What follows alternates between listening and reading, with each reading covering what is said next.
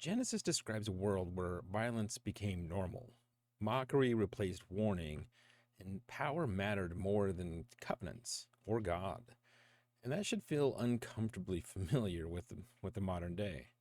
So, what if the flood wasn't God losing patience, but instead it was God refusing to let violence become permanent? Welcome to Come Listen With Me. I'm Ricky Black, aka Elder Eleazar, and this is our Week 7 Sunday preview session of our 2026 study of the Old Testament. And this week, the scriptures take us into one of the most misunderstood and most important sections of the Old Testament, and that is Genesis 6 through 11 and Moses 8. And they're not just stories about floods, towers, or strange ancient people. They're about what happens when violence becomes normalized and when power replaces, our godly covenants, when humanity decides it can build a future without God. But there's also this grace, right? It's a quiet, stubborn, covenantal grace that finds a way to survive. And the world that Noah inhabits, it isn't chaotic because God lost control.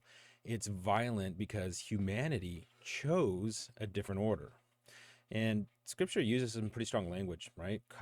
Corruption, violence, hearts set continually on evil.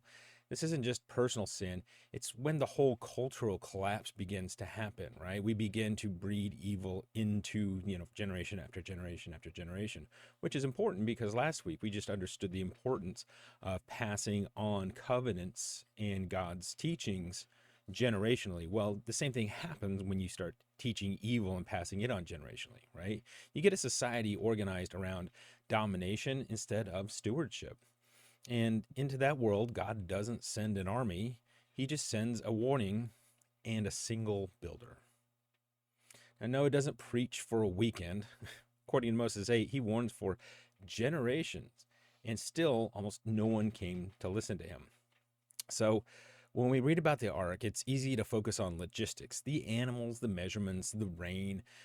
But the ark is doing something deeper than that, right? Something that isn't about those objective measurements and numbers. It's a moving piece of sacred space, about a portable covenant. It's a place where all of creation gets to be preserved and not erased, where humanity, through grace, is allowed to continue instead of justifiably being removed from the face of the earth. And the flood is not God losing patience. It's a decreation followed by a recreation. It's waters returning to chaos and then receding so life can begin again. So at the center of this story is one repeated phrase: Noah found grace in the eyes of the Lord. And grace doesn't come after perfection. Grace comes before all of that, right? And that's also kind of one of the themes that we're going to have for the song that we're also dropping this week. That phrase, "Noah found grace," it's the heartbeat for this entire week. And it's also the heartbeat of the song that I'm introducing. And that song is called Olive Leaf and Bow. It's a fun little acoustic pop track. It's bright, it's warm, it's heartfelt, and it kind of builds around some acoustic guitars and carried by a bit of a modern pop production. So it's a little bit lighthearted and fun. Lyrically, it's going to walk a straight line through this whole week's readings. So it's a good accompaniment, right? It's going to talk about a world loud with violence, a long session of warning, a door that finally closes, waters that rise, and then the dove, an olive leaf, and a bow set in the clouds. Now, the olive leaf is fragile, but the bow is permanent. Now, together they say something profound, like judgment is not God's last word, his covenant is. But Genesis doesn't stop with the flood. Almost immediately, humanity tries again, this time with bricks instead of violence. The Tower of Babel isn't about curiosity or technology. It's actually just about centralized human power. It's the idea of humanity saying, let us make a name for ourselves. Kind of mirroring something we may have heard before about, honor and glory be mine. Once again, though, God's going to interrupt, not to destroy, but this time to scatter. He doesn't abandon. He just prevents another form of oppression building out. And just kind of tucked quietly in the chapters is going to be the line that matters most. It's Shem keeps the story, right? And the covenant line continues to survive, and it's not through towers, but through faithfulness. And as we read this week, just remember, don't rush, right? Spend a little time reading with intention. and thinking on a few questions like what kind of world was this becoming? What kind of world does God preserve?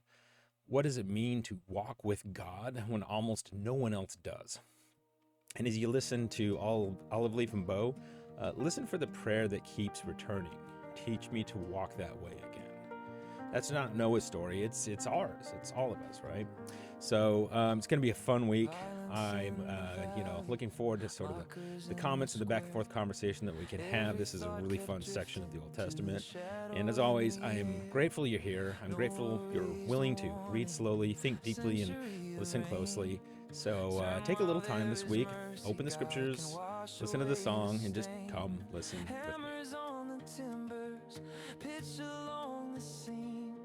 Building on a promise everybody called a dream. When the world is loud with thunder, it is chosen. Listen for a whisper through the door he's left open.